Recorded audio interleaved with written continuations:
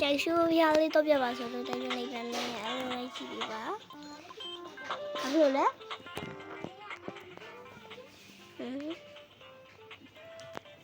အခုကတော့တွန်းလို့ပါရှင်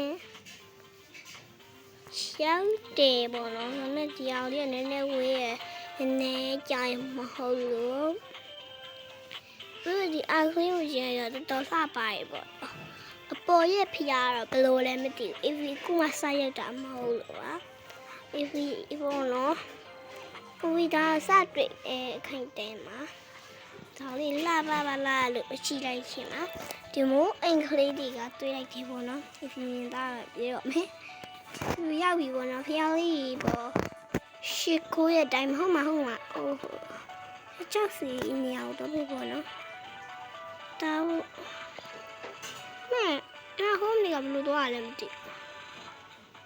ဟိုမသိဒီကနေတော့ရတာဒီနေရာလေးတော့ကြိုက်နေပါရဲ့ထိုင်နေမဟုတ်ဘူးဒါလေးဆိုတော့မယ်ပြရရှိခေါ်မယ်တကယ်ချုံမှာနော်ဘုတ်တန်ကိစားမီတမန်တန်ကိစားမီတကယ်ဟိုပြီးတော့ရရှိနော်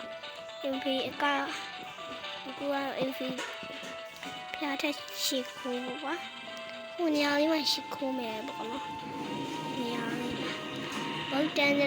ကိစားမီတမန်ကိစားမီဆိုပြီးတော့နောက်ရေအောက်ကိုပြန်ဆေးပါမယ် if ဒီနေ့ကားဒီအချိန်လေးနဲ့လို့ပါ if ဒါလေးကနည်းနည်းလောက်ကြရဲပေါ့နော်အောက်ကိုတော့လိုက်ကြလိုက်ပါမယ်အခုကတော့ရပါပြီနောက်တော့ဒီမှာပဲဆက်တွေ့ပါမယ်အားလုံး bye bye